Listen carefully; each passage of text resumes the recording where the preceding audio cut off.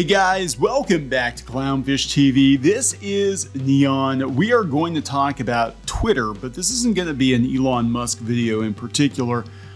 This is going to be my take on what I think is going to happen next. Not with Twitter, but with society, with pop culture media, with the media, with activism, with slacktivists, with the people that have basically taken over the media for the last 6 to 8 years now. It's ending. This is all ending. And I think I've done a video on this before that this was never really sustainable. We had so many companies that were propped up with venture capital, and they were hiring people that were basically going to adult daycares, in many cases. Now, I'm not saying every young person at every company is slacking off, but we can clearly see at companies like Twitter that these people weren't expected to work very hard, right? And they were getting paid ridiculous amounts of money. It wasn't like, well, they're only getting $30,000, $40,000 a year, so let them have their perks, let them have their free lunch. No, these people were making like hundreds of thousands of dollars a year and showing up to the office a couple of days a week if they felt like it. And now they're losing their damn minds because Elon Musk actually expects them to work. But it's not just Twitter. This is not an isolated incident. What is going to happen is, because of the economy, because of the impending collapse of Silicon Valley, these companies are going to use this opportunity to get rid of employees that have literally been a pain in their ass for years. We saw this happen with Kickstarter.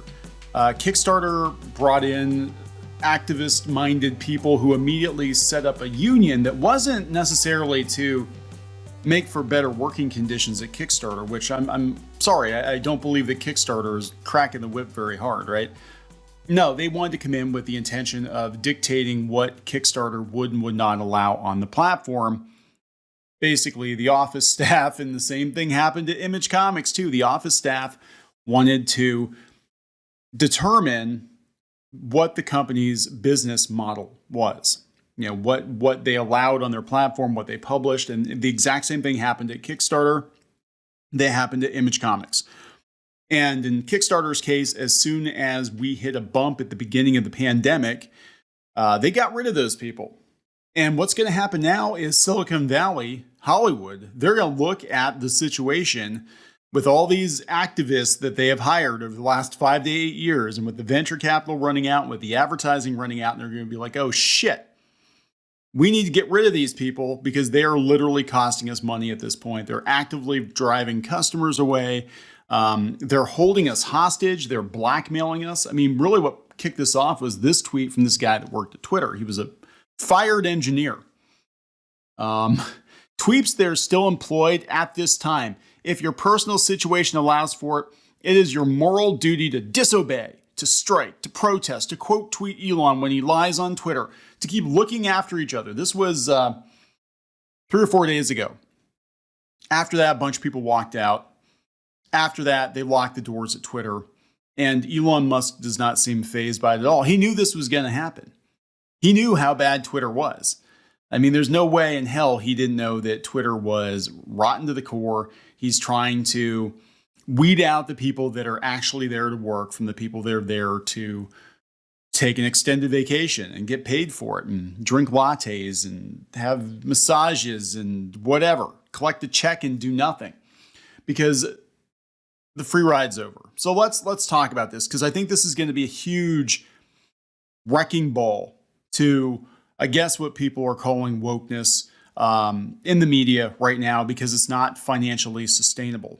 And I've been saying for the last year or so now, it felt like the pendulum was swinging, and what was going to hasten the transition back to saner times was the money running out, because quote unquote wokeness can only survive when there's a surplus of money. It's so weird because there's so many people that are on that side of things that don't really like capitalism very much, but like your quote unquote business model can't survive without a surplus of extra money. It's a luxury, right? And the free ride's over. This is going to change. Everything's going to change very quickly in the next year or two, out of necessity. Let's talk about it. Before we get into it any further, please subscribe for more pop culture news, views, and rants, guys. Over 280, almost 281,000 subs. Thanks for the support. Check out our contest we got going on now. We're giving away a Galman PD156 Pro pen display digital art tablet.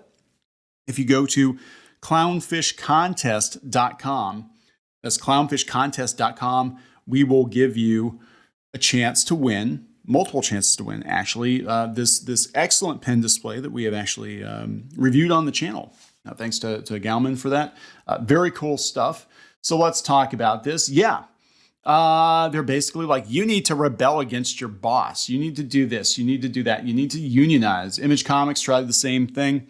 Again, it wasn't like they were working in the coal mine. It wasn't like they were working 14-hour, 18-hour days out in the fields or anything. Now, Elon is expecting Twitter users to work more, right? And I think that is going to be the burning the candle at both ends, I think, is going to be a short-term thing until they figure out what they're going to do with Twitter, and who's going to stay and who's going to go.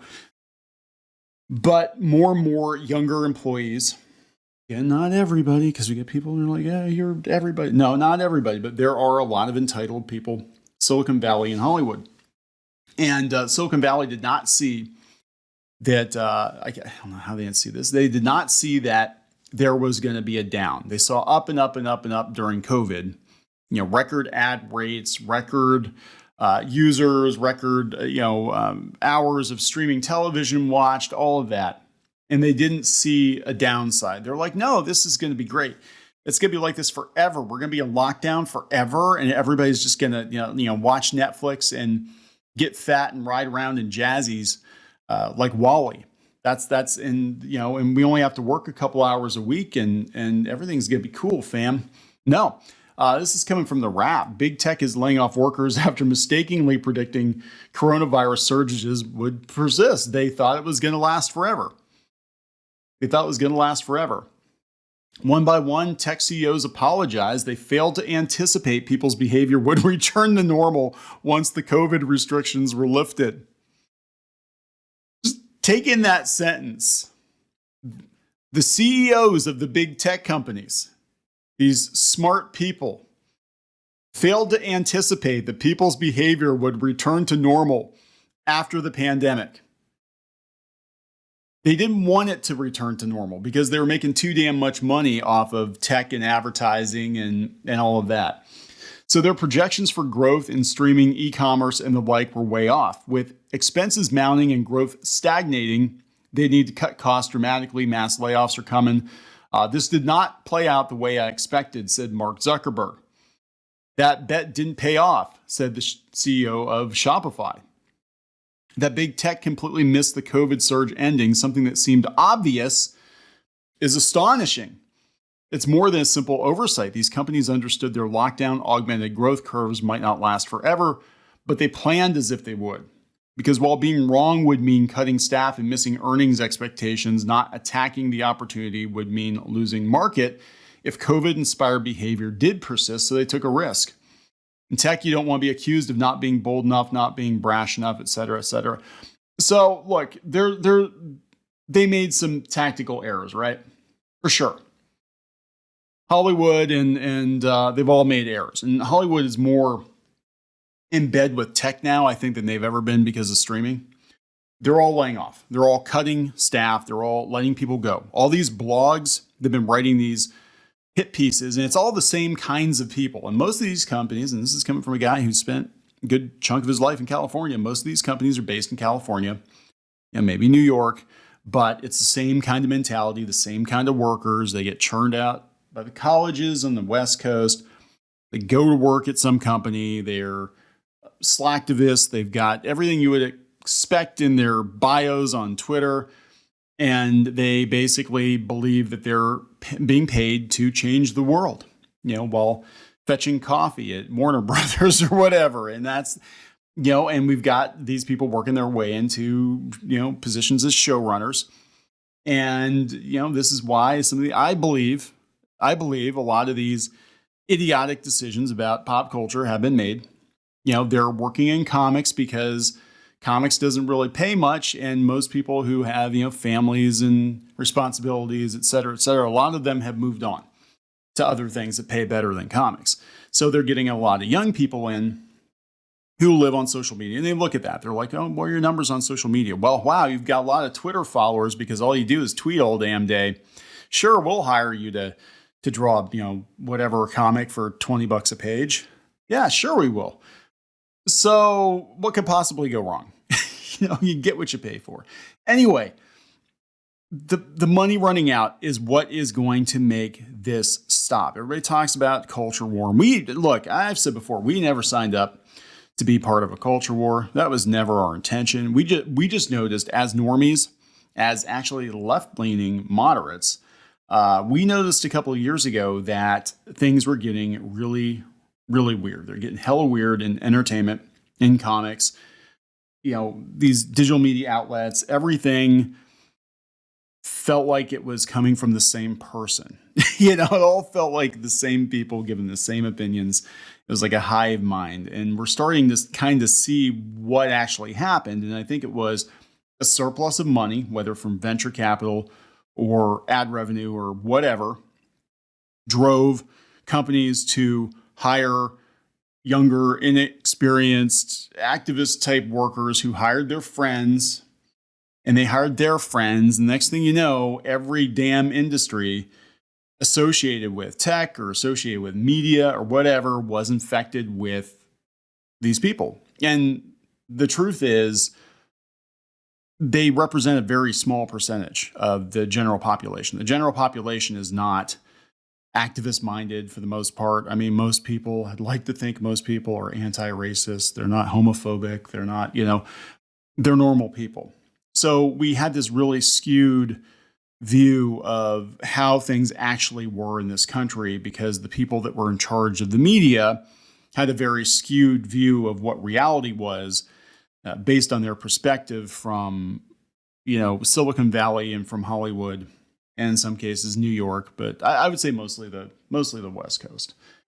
And now it's ending because the money's running out. That's what actually, I guess if there is a culture war, that's what actually wins it. It's kind of like a war of attrition, right? The resources run out. When the money runs out, the war stops because your quote unquote enemy can't fight back. They can't afford to fight back. In fact, they're going to have to fight to win a lot of consumers back, a lot of viewers back, a lot of disaffected consumers back. They're going to have to fight to win people back at this point and prove that they're not garbage companies. They've been putting out garbage for years, right? And look, it's going to get really interesting really soon. I saw last night that Musk actually put a poll up talking about bringing Trump back, which is just like, oh my God, Twitter blew up. But he's sitting there laughing because he's like, this is the most engagement this platform has had in years, right? So we'll see what happens, guys. I'm just saying, I think it's over. I think that, we've seen cancel culture get walked back. And a lot of that was, or originated from rather Twitter. And Twitter basically had a hand grenade tossed into it at this point. And now all these other companies are laying off. It's a domino effect. I think the war is over. I think that there might be smaller battles to fight, but I think the war is basically over and it's time for everybody to just kind of move on and make the kind of content you want to see, watch the stuff you want to watch, don't watch the stuff you don't want to watch. And that's basically, I think, where we're at with it. So I'm going to wrap this one up. Please subscribe for more pop culture news, views, and rants, guys. We'll talk later.